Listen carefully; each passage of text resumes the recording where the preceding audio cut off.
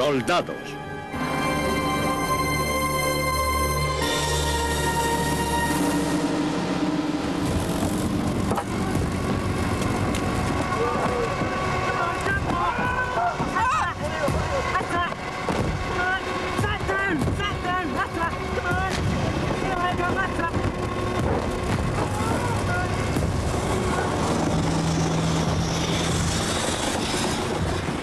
Pérdidas.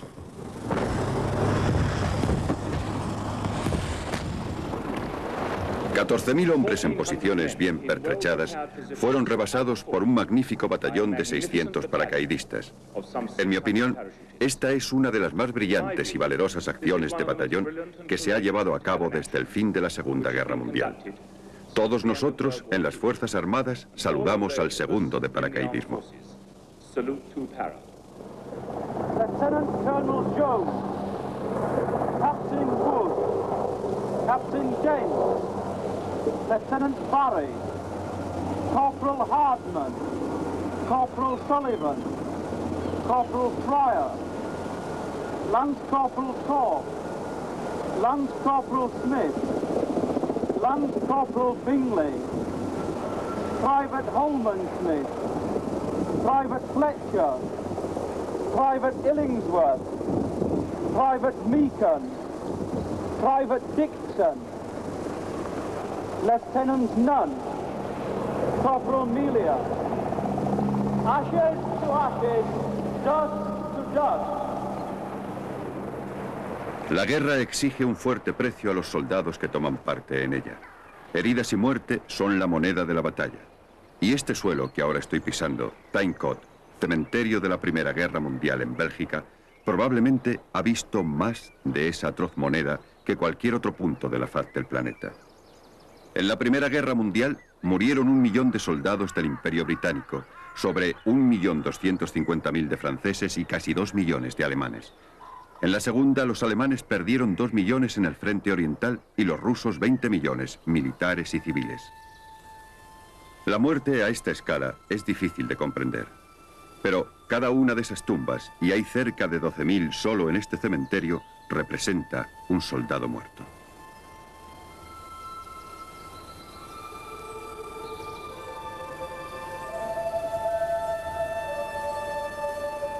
Esas tumbas representan solo los muertos cuyos cuerpos fueron recuperados. Muchos de esos muertos nunca fueron descubiertos. Algunos fueron hechos trizas por un impacto directo o simplemente se perdieron en el barro y nunca se encontraron. Sus nombres quedan registrados como aquellos que están en tumba desconocida. Solo en este sector, 35.000 en 15 meses. Pero cada hombre era más que un soldado, con su nombre, grado y número de regimiento convertido en piedra.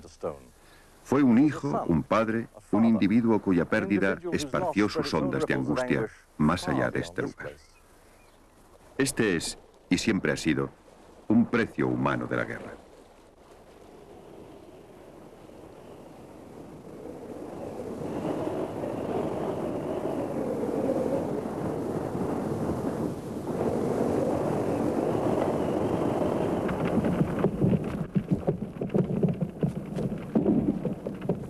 Realmente aquello era un infierno. Yo no había visto nunca un montón de muertos así en toda mi vida. El primer soldado que vi, el primero estaba sin cabeza. Era horrible, porque sus entrañas estaban saliendo y parecía como el interior de un colchón. Recuerdo a mi cabo. Era de Westfalia y era muy alto. Estaba a mi izquierda, tocó un cable y de pronto hubo una gran explosión. Era una trampa. Y ya no volvimos a verle jamás. Se convirtió en trozos de carne. Recuerdo que él me había protegido yendo a mi lado. Y por eso la carga no me alcanzó a mí, sino a él. Cuando fui por primera vez a Vietnam, salí en helicóptero hacia donde estaba mi batallón. Aquellos muchachos habían tenido un combate la noche anterior. Llevaban cuerpos en esas bolsas de goma verde con asas, donde los tenían almacenados. En el helicóptero, yo salí y uno de los chicos dijo: «Doctor, échanos una mano para llevar algunas de estas bolsas al helicóptero». Yo dije: «Vale». Y cogí una y miré la etiqueta en la bolsa. Era el chico que yo estaba reemplazando, el médico que yo estaba reemplazando en Vietnam. Eso fue algo espantoso, por decirlo así. Cuando la gente estaba muy mal herida y probablemente a punto de morir, y aunque fueran hombres casados, aunque tuvieran 30 o 40 años, todos se acordaban siempre de su madre. No importaba que fuera un soldado alemán, inglés o americano. Observé esto en muchas ocasiones. Gritaban por su muta o mam, e incluso cuando uno se arrodillaba a su lado y trataba de confortarlos, sus últimos pensamientos eran para sus madres antes que para sus esposas o sus hijos. Es difícil para la gente comprender el lazo de afecto que teníamos unos con otros. En Australia, cuando uno muere, lo hace en una cama de hospital esterilizada, con sábanas blancas almidonadas, y a menudo ni los parientes están allí cuando le llega la muerte. En nuestro sitio era distinto. Éramos como una familia, porque no teníamos otro lugar a donde ir, tampoco a nadie más para hablar. Así que nos hicimos algo más íntimo que hermanos. Cuando alguien moría, lo hacía en una fantástica atmósfera de amor. Moría con su cabeza en el regazo de otra persona. Era algo dramático, pero inmensamente hermoso. Uno de los grandes privilegios de mi vida fue estar allí, reconfortando a alguien a la hora de morir.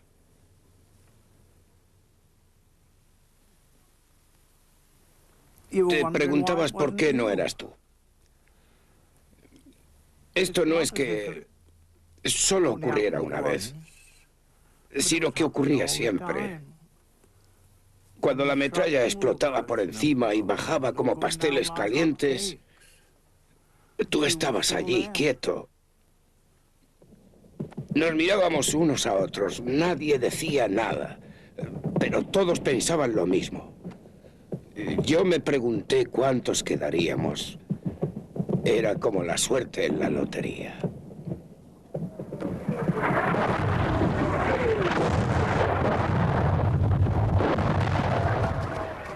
Aquello siguió y siguió. Allí llegaba el ruido de los proyectiles que caían y el ruido, el estertor de los moribundos. Me sentía incapaz de moverme. Había un hospital de campaña a poca distancia de mí. Los doctores tenían mucho trabajo y cuando tenían un caso que creían desesperado, no intentaban ayudarle. Lo dejaban fuera. Le dejaban morir.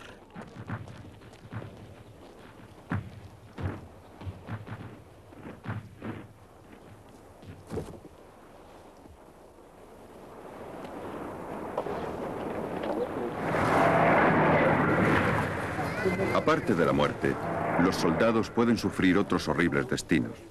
Muchas de las bajas de guerra viven quizás sin recuperarse por completo, a menudo con recuerdos permanentes de sus sufrimientos, como estos veteranos franceses mutilados que contemplan el desfile del Día de la Bastilla en París.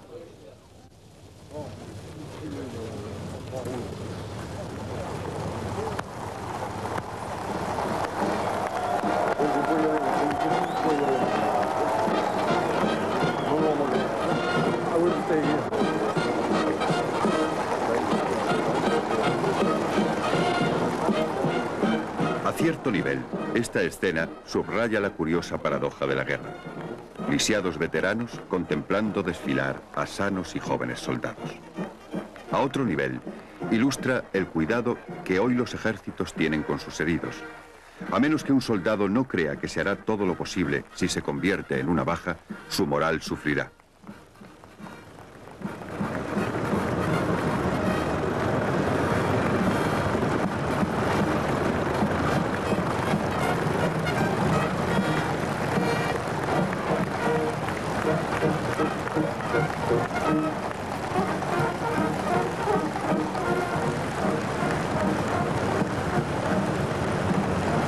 En julio de 1863, en la batalla de Gettysburg, más de 7.000 hombres cayeron muertos, pero 35.000 fueron heridos y dieron a los ejércitos la desalentadora tarea de cuidarlos.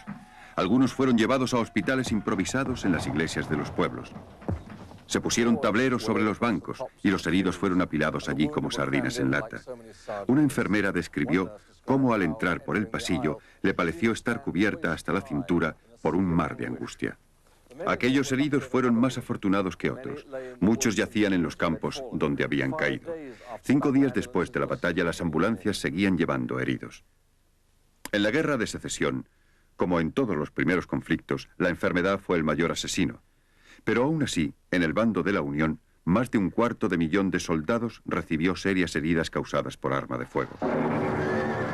Durante siglos, las heridas llegaban en forma de tajos y puñaladas con armas afiladas, las fracturas causadas por golpes de maza y las caídas de caballo. Era con lo que tenían que enfrentarse los cirujanos. La medicina militar medieval era por lo general tan bárbara como las mismas armas. Algunos remedios, como derramar aceite hirviendo en los cortes de espada, eran atroces y con demasiada frecuencia causaban una infección fatal. Las flechas causaban heridas hondas y penetrantes que rebasaban la habilidad de los cirujanos, que por lo general eran aficionados. En 1544, el cirujano inglés Thomas Croft se quejaba de que muchos de sus colegas eran remendones, caldereros y castradores de cerdos.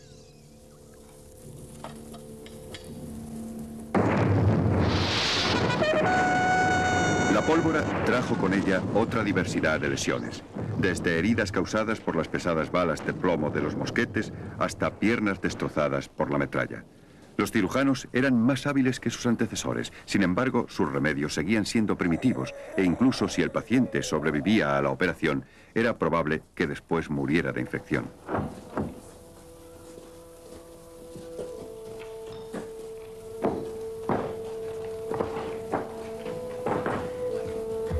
Las grandes batallas desbordaron las disponibilidades médicas de un ejército.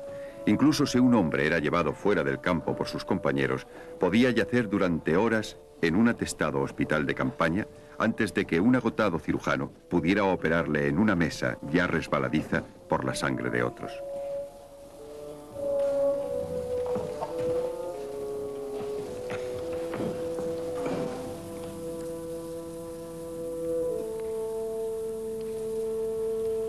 Uno de los mayores problemas para tratar a los heridos era el tiempo que se necesitaba para sacarlos del campo de batalla. Algunos de ellos, de todos modos, habrían perecido, pero la vida de más de un herido se perdió al quedar durante días y noches esperando una ayuda que tardaba demasiado en llegar. Algunos perspicaces oficiales médicos comenzaron a reconocer que su tarea más importante era asegurar que los heridos fueran transportados pronto y adecuadamente desde el conflicto, pero les faltaban medios para ello. Fue un médico francés, el barón Dominique Larry, quien llegó con la solución. Diseñó un carro ambulancia ligero con muelles para disminuir la incomodidad del viaje. También organizó ambulancias de campo con 2 partes distintas, carros que llevaban los heridos y un hospital de campaña donde eran atendidos.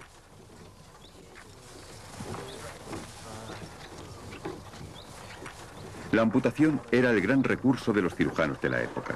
Era rápida y radical. El propio Larry amputó 200 miembros durante la batalla de Borodino en 1812. En 1846, un médico americano realizó la primera operación bajo anestesia general, y pronto el cloroformo fue usado habitualmente. La situación de los heridos en Gettysburg fue, en un marcado sentido, mejor que en batallas libradas 30 años antes, ya que eran anestesiados antes de la operación. En la Primera Guerra Mundial, las armas se habían hecho más destructivas y su impacto en el cuerpo humano más horrible. Millones de hombres fueron heridos, lisiados y mutilados. Pero también la ciencia médica había mejorado el tratamiento de los heridos. Los soldados estaban ahora inmunizados contra muchas de las enfermedades que en el pasado los mataron a miles. Ahora existía una cadena médica de evacuación organizada que los sacaba del campo de batalla para un tratamiento efectivo con una celeridad sin precedentes. Un herido podía ser trasladado desde su propio puesto hasta un hospital de campaña avanzado, luego a un centro de distribución de bajas y a un hospital el mismo día que resultaba herido.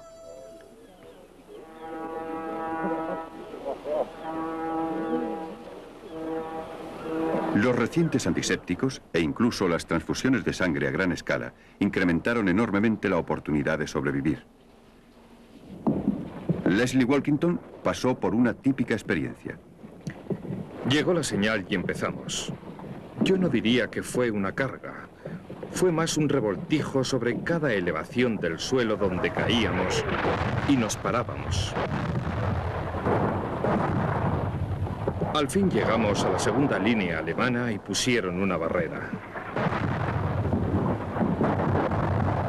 Una de las primeras granadas de la barrera cayó cerca de mí y me alcanzó por detrás. Fue como si me hubiera coceado un enorme elefante. Me alcanzó y me lanzó por el aire. Luego caí al suelo. Y mi sargento saltó detrás de mí y dijo: «Será mejor que me quede con usted, señor». Yo le dije: «Usted sabe perfectamente que no debe quedarse conmigo. Si solo ayer le di una charla de que si te detienes y ayudas a los heridos en la marcha, doblas las bajas. Así que adelante, tome el mando». «De acuerdo, señor. Buena suerte». Y se fue. Y yo estaba allí, sintiéndome muy desvalido. Entonces me arrastré hasta un cráter de bomba y aquella barrera, aquel bombardeo con todo explotando a mi alrededor. Había gente gritando de dolor por todas partes. Me recobré lo suficiente para poder arrastrarme y así me arrastré de vuelta a nuestra línea de frente.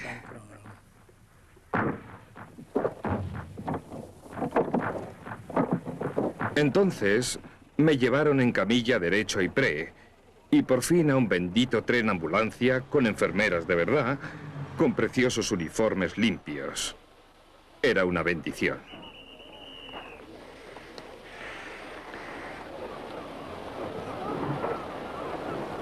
Tuve una Blighty. Eso quiere decir que me mandarían a Inglaterra. En el caso de Walkington, su herida le llevó a Inglaterra, pero para él no acabó la guerra. Estaba cuidando caballos cuando se encontró con un amigo de su propia división. Oí su voz y le reconocí enseguida. «¿Qué demonios estás haciendo aquí?», me dijo. «¿Por qué no te vienes otra vez?». Yo me sentí estimulado y pensé, si él me lo pide es que quieren que vuelva con ellos. Fui a ver al comandante, mi oficial de mando en Inglaterra. Me preguntó qué quería y yo le dije que me enviase a Francia.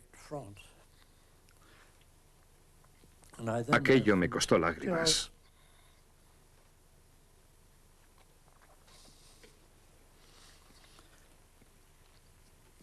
Pero fui.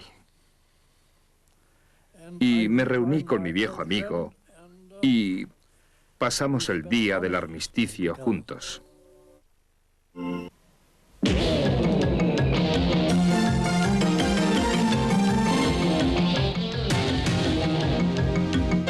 Leche, cacao, avellanas y azúcar, juntos para ganar. Nocilla, energía para el triunfo. Mi música es divertida, mucho más si es compartida. Donetes. Mi música es deliciosa como el sabor del bombón. Donetes. Siempre me saben a poco. Especialidad Donuts. Diario 16 presenta Historia del Felipismo, guión y dibujos de Gallego y Rey. La función va a empezar. Cuánto nos gusta mandar. Si te quieres instruir, tienes que vernos aquí. Cada fin de semana gratis en el suplemento dominical de Diario 16, un fascículo coleccionable. Eso es todo, amigos.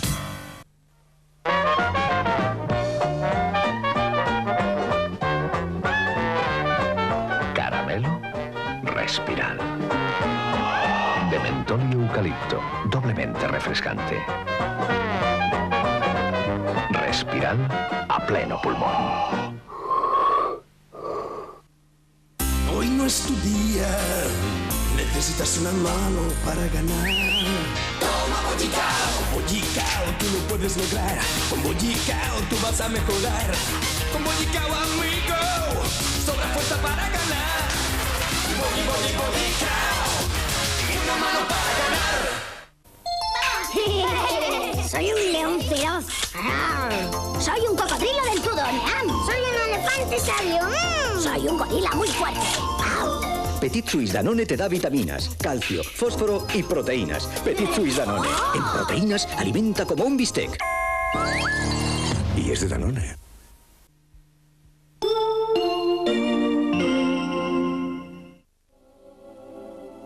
De todas las nuevas armas que exigieron las habilidades de los doctores, el gas, el aliento del diablo, era la más temida. Ver a sus víctimas impresionaba hasta a los más duros. El gas mató a miles. Y cuando veías a los otros pensabas, espero que no me despachen como a ellos. Veías a miles. Pasabas por miles, sí. Pensabas en todo lo que te rodeaba. En aquellos que podían andar para ver el estado en que se encontraban. Prefiero que me peguen un tiro en el corazón directamente que pasar otra vez por eso. Fue horrible.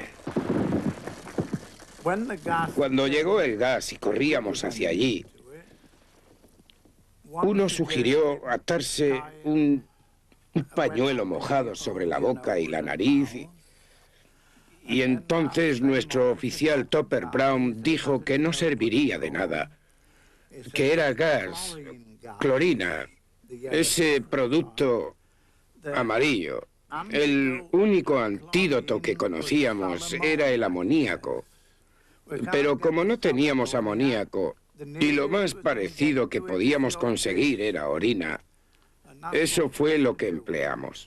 Rasgamos camisas y cuando uno se secaba, se le cortaba el aliento. Nadie quería hacerlo si no estaba bien seguro de que era el suyo propio. Teníamos que beber todo lo que pudiéramos para poder orinar. Con aquellas máscaras nos sentíamos protegidos.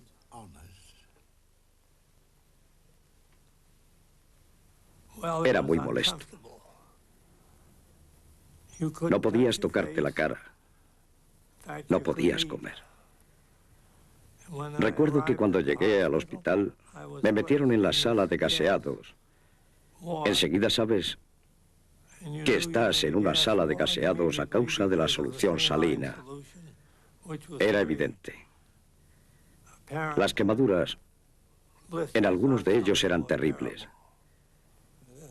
Lo peor de todo era cuando te atendía una enfermera tan desagradable como la que me dijo, ya es hora de que se afeite. Me dio una navaja, un poco de agua y me afeité. Se me abren las carnes cuando me acuerdo de ella. Era feísima. La guerra puede dañar la mente tanto como el cuerpo. Durante la Primera Guerra Mundial, miles de soldados sufrieron lo que se llamó el shock de la granada. Algunos se trastornaban por súbitos terrores. Algunos luchaban hasta que su voluntad se derrumbaba y otros eran demasiado frágiles para soportar la tensión.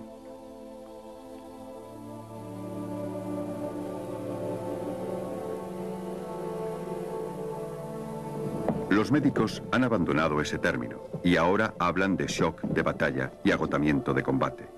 En los ejércitos de la Segunda Guerra Mundial, a menudo había una baja psiquiátrica por cada 2 o 3 físicas.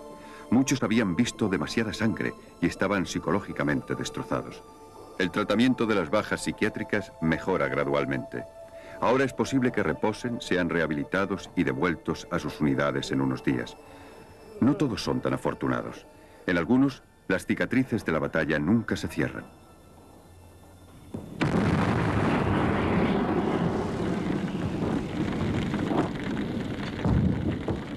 Para los soldados que combaten en tanques, el fuego es el peor enemigo. Cuando salí del tanque, casi toda mi piel y mi mano se habían quemado por completo. Y cuando lo toqué, me quedé pegado. Estaba al rojo vivo.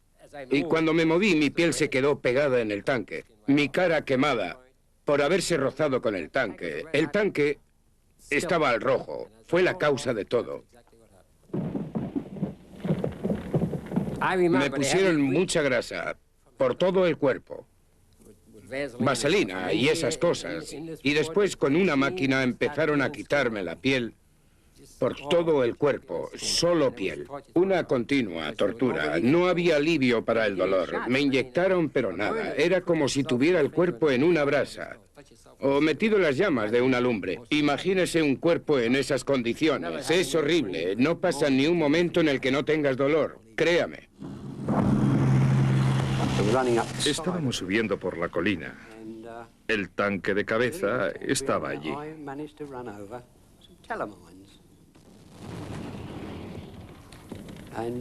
Pasé sobre unas minas y estas explotaron una bajo una cadena y otra en la otra, lo que obviamente ocasionó una terrible explosión.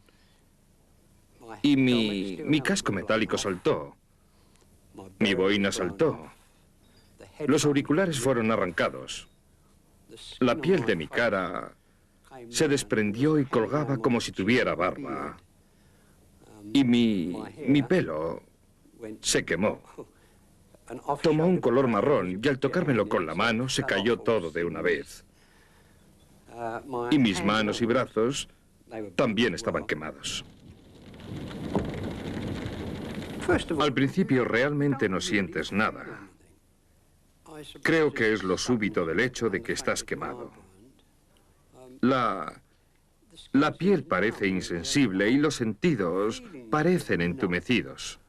Pero cuando lo recobré, yo había bajado por la colina hasta la tienda del oficial médico. Era solo cosa de 300 o 400 metros. Luego, cuando estuve allí, lo primero que hice fue mirarme en el espejo de la ambulancia.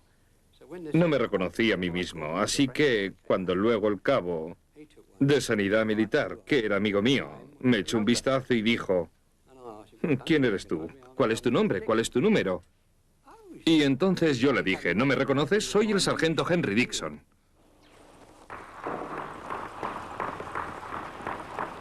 En la Segunda Guerra Mundial, la tarea de evacuar a los heridos del campo de batalla estaba bien organizada.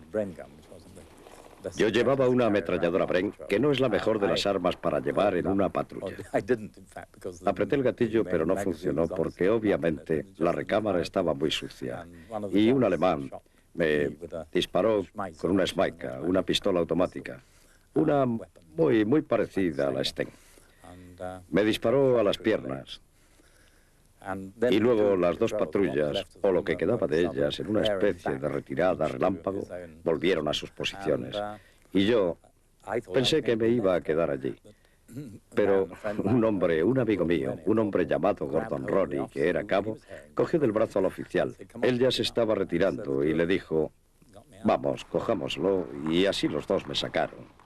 En aquella ocasión tuve suerte. Me llevaron al cuartel del batallón donde el oficial médico me cosió y el sanitario me puso una inyección de morfina. Una ambulancia llegó al poco tiempo. Llamaron por radio y me llevaron al centro de distribución de bajas cerca de la playa, esperando el barco que se desharía de sus tanques y que estaba preparado como un buque hospital.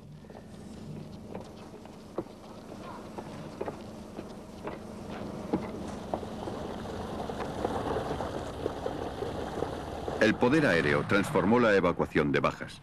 En 1944, la evacuación por aire era la norma en los ejércitos americano e inglés, y los heridos podían ser llevados rápidamente a los hospitales en la retaguardia, ahorrando tiempo y vidas. En la guerra de Vietnam, los americanos revolucionaron la evacuación de sus heridos. ¡Traedlo aquí! ¡Traedlo aquí! ¡Hay que cortar la hemorragia!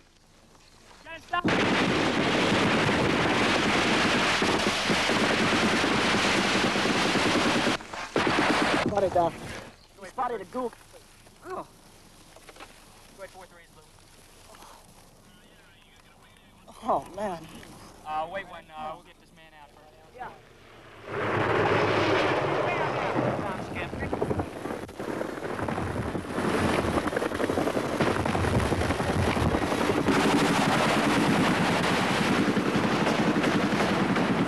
El helicóptero arrebató a miles de soldados heridos de las mismas fauces del enemigo, salvando a hombres con heridas graves. Fue algo muy desagradable, algo horrible. Me di cuenta inmediatamente de que había perdido las dos piernas y al principio no noté que había perdido también la mano izquierda, pero seguí mirando abajo. Y nunca olvidaré el fémur de mi pierna izquierda partido por la mitad y lo que quedaba que estaba aún conmigo. Estaba al aire. Recuerdo que él lo estaba cogiendo. Cuando lo tuvo, yo solo le miré y dije: Gómez, déjeme solo, déjeme morir. Mire cómo me han dejado. No quiero vivir.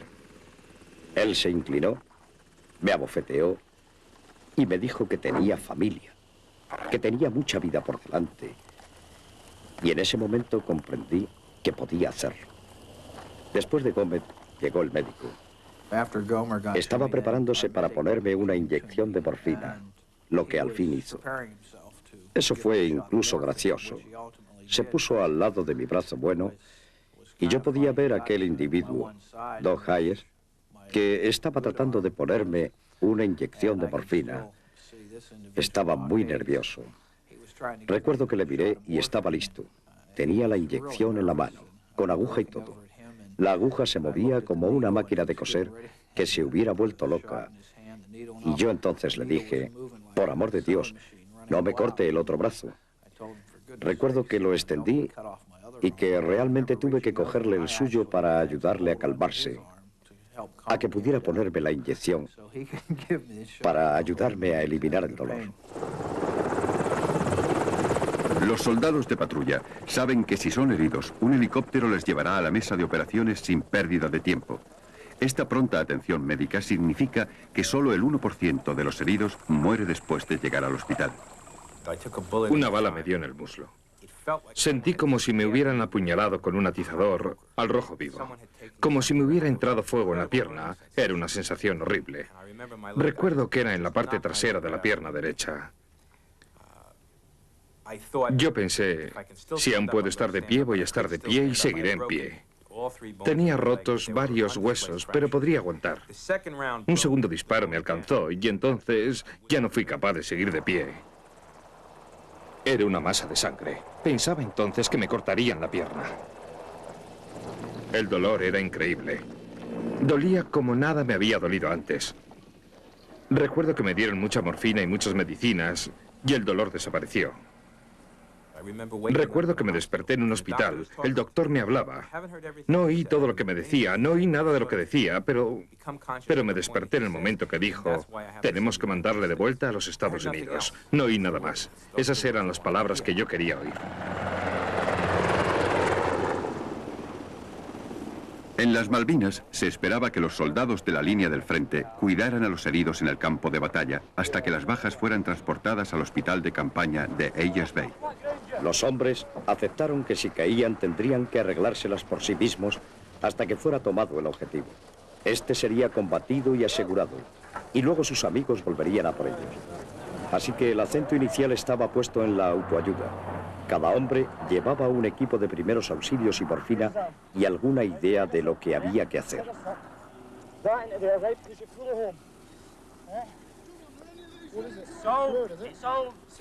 77 hombres murieron durante la batalla en tierra por un conjunto de fuego de ametralladoras y explosiones. Muchos murieron inmediatamente o en los 5 o 10 primeros minutos. Todos los que volvieron vivos a Hayes Bay, incluso los heridos más graves, sobrevivieron. Y durante el regreso a Uganda, solo 3 hombres murieron a consecuencia de sus heridas. La muerte o las heridas pueden ser los peligros más inmediatos a que se enfrenta el soldado, pero también puede ser capturado por el enemigo. Durante siglos, ser hecho prisionero era el mayor infortunio que un soldado podía sufrir, y el derecho de su captor a matarle o robarle o venderle por un rescate no era puesto en duda. La supervivencia era una cuestión de suerte. Hasta el siglo XIX hubo pocas mejoras en esto, y entonces, asqueado por la vista de las bajas en la batalla de Solferino en 1859, el hombre de negocios Henri Dunant juró cambiar los hábitos de las naciones. Lo que impresionó a Dunant fue que muchos de los heridos aún siguieran tendidos durante días, como siempre sucedió, y que incluso los afortunados fueran cuidados en improvisados hospitales de campaña, donde los médicos se veían desbordados por la magnitud de su tarea.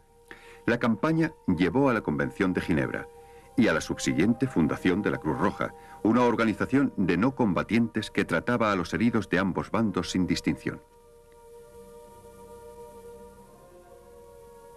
Esta es la Convención de Ginebra original de 1864. Posteriores acuerdos sobre el trato a los prisioneros, heridos o no, llevaron a la Convención de La Haya de 1907 y finalmente a la famosa Convención de Ginebra de 1929. Frecuentemente maltratada, criticada o ignorada, la Convención de Ginebra, junto con la Cruz Roja Internacional, han llevado un nivel de humanidad a la guerra en este siglo que nuestros antepasados no habrían soñado. Naturalmente, con la Convención de Ginebra, tenemos que tratar al enemigo lo mismo que a nuestros hombres. Estaban heridos, eran humanos, y en lo que nos concernía, criaturas de Dios. Y una vida era una vida, ya fuera alemana o de cualquier nacionalidad. Teníamos que hacerles transfusiones, teníamos que darles medicinas que escaseaban y todo igual que a nuestros propios hombres.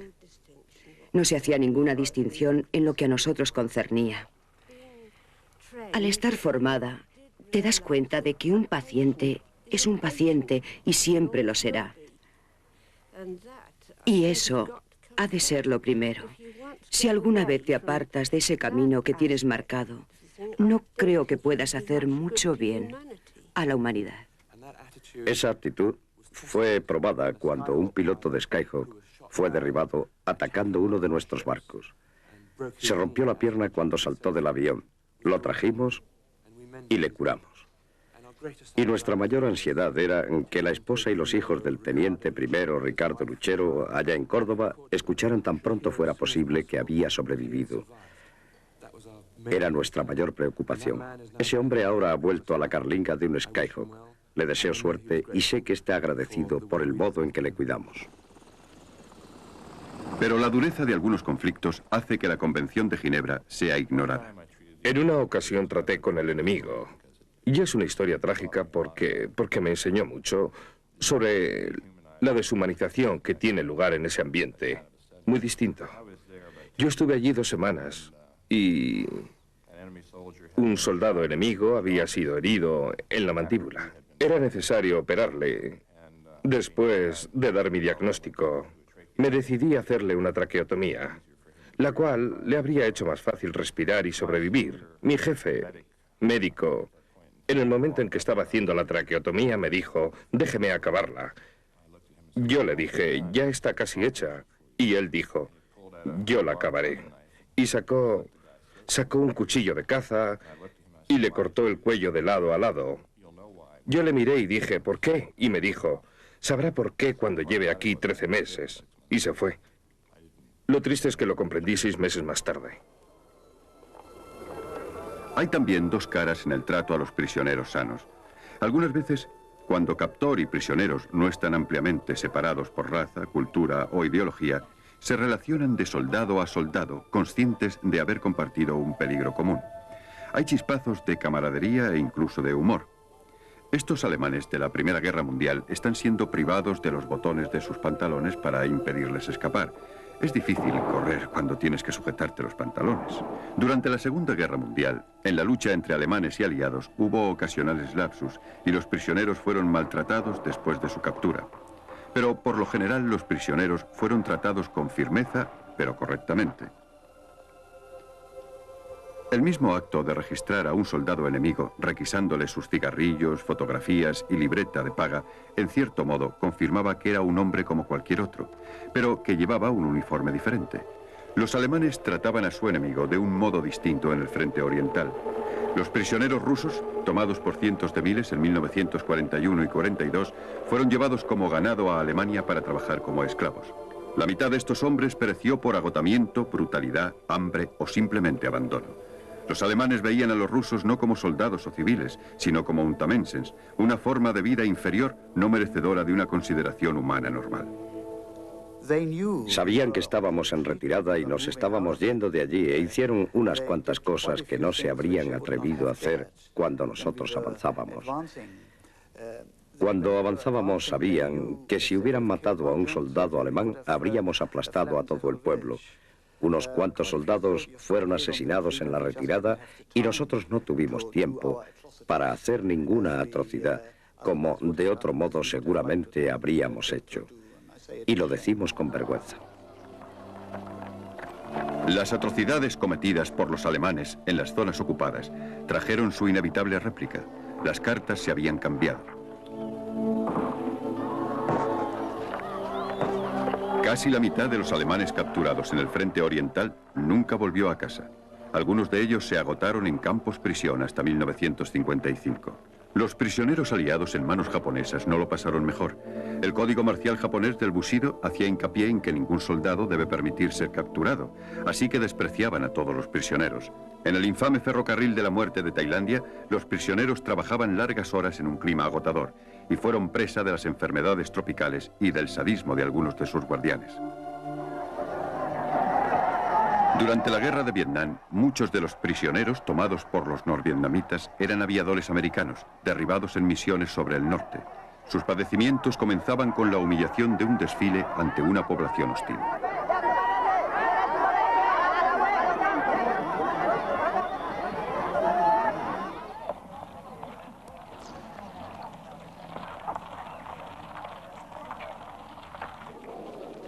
Después llegaba un tratamiento aún más duro, cuando trataban de imponer una ideología diferente sobre su enemigo capturado. Una vez eras capturado, su objetivo era entonces romper tu completa voluntad. Creo que esta historia ha demostrado que la gente aún tiene resistencia, y lo hicimos, lo resistimos, como grupo, como individuos. Resistimos sus esfuerzos para adoctrinarnos, para enseñarnos por qué ellos dicen que debes aprender la verdad. Debes aprender la verdad, nunca regresarás. Debes cambiar tu actitud y aprender la verdad. En los primeros conflictos de la Guerra de Corea, en 1950, la ideología comunista ya se había enfrentado con las creencias occidentales. Aquí también los soldados de Corea del Norte y la China comunista rara vez observaron las normas de la Convención de Ginebra en el trato a los prisioneros de guerra. Cuando me llevaron a aquella habitación unos oficiales políticos del ejército norcoreano, en la prisión política de Nomyan, era evidente, sin que nadie dijera nada, que era una sala de tortura. No tenía ventanas, tenía una especie de objetos siniestros por el suelo o colgando en la pared, y yo sabía en mi interior que eso es lo que era. Me llevaron allí. Las circunstancias de que me llevaran allí supongo que lo confirmaban. Yo no daría la información pedida y un tipo, el joven comandante, como le decíamos, solo dijo: «Está bien», dijo, «está bien, ya verás». Te atan a una silla, con las manos a la espalda, tumban la silla, te desnudaban hasta la cintura, te echaban agua encima y luego te ponían una toalla sobre la cara y el cuello. Y luego empezaban a echar agua sobre la toalla. Entonces lo que pasa es que se te pega la toalla a la cara y luego vas teniendo cada vez menos aire y más agua entrando. Y es un modo efectivo de asfixia lenta. Y empiezas a ahogarte. Ellos, claro está, han hecho esto muchas veces. Saben el momento en que te desmayas. Y ese era el momento en que te ponían de pie de nuevo para sacarte algo de agua. Así, cuando te recuperabas, descubrías que la silla había sido puesta de nuevo en pie y que te estaban golpeando. El joven comandante solía apagar sus cigarrillos en mi espalda con frecuencia. Necesité mucho tiempo para librarme de aquellas cicatrices. Muchas veces te dejaban así bastante tiempo y luego volvían. O a veces, si estabas muy groggy, te soltaban. Pero llegas a un punto en que tienes que decidir por ti mismo. Llegas a ese límite. Todo el mundo tiene su límite y cuando estás ahí, si lo aguantas, tal vez quedas no solo físicamente dañado. Algunos tipos nunca regresan de esas sesiones. Si ellos te vencen, tu resistencia y tu capacidad para resistir al futuro se romperán. Así llegábamos a un punto en el que en realidad vencíamos nosotros. Nos dejaban ir, pero listos para volver la próxima vez. Sabíamos que llegaría esa próxima vez y estábamos en lo cierto. Casi siempre empezaban golpeándome. Eso solía indignarme mucho. Aunque ser golpeado era doloroso, la indignación era ciertamente tan poderosa en mi mente como el miedo y la terrible sensación de dolor. Cuando estaba atado a una silla y me daban el tratamiento del agua, entonces me quedaba entumecido de miedo y, para no ceder, tenía que jugar un juego conmigo mismo. Yo pensé, bien, aguantaré una vez más y luego hablaré. Y me prometí a mí mismo que cada vez lo haría otra más. Bueno, si no hubiera hecho eso, me habría derrumbado. Siempre me decía, chico, esto no puede durar. Al principio que no sería más de una semana o dos, y que mi gobierno vendría y me sacaría. Luego creí que quizá un mes. Se convirtió en un juego entre nosotros. Decíamos, bueno, parece que nos llevan a casa. Si era Navidad, para Pascua. Si era Pascua, para el 4 de julio.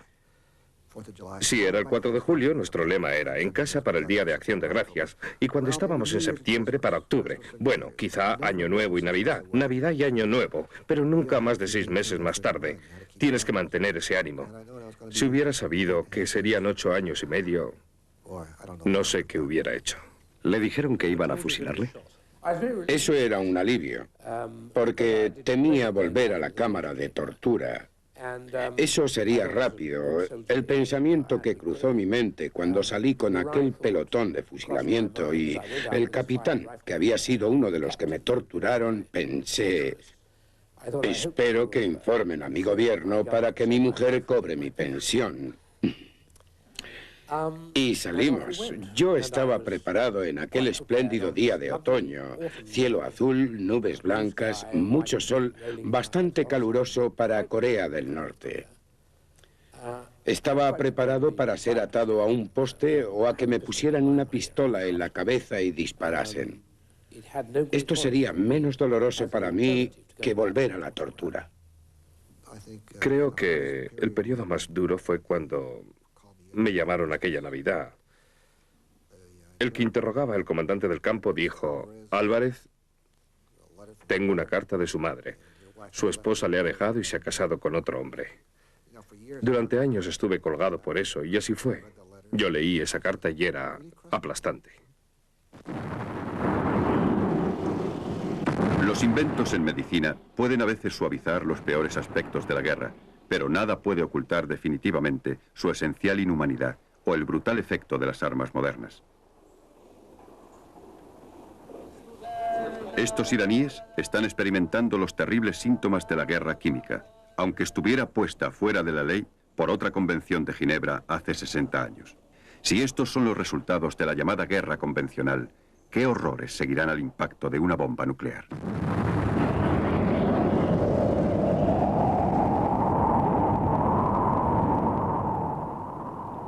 El lanzamiento de la primera bomba atómica en Hiroshima mató o hirió a 320.000 hombres, mujeres y niños.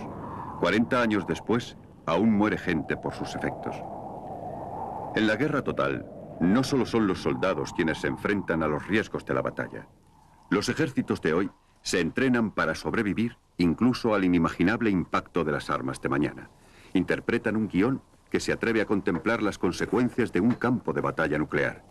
Pero hasta los milagros de la medicina moderna desfallecerán frente a una tarea imposible.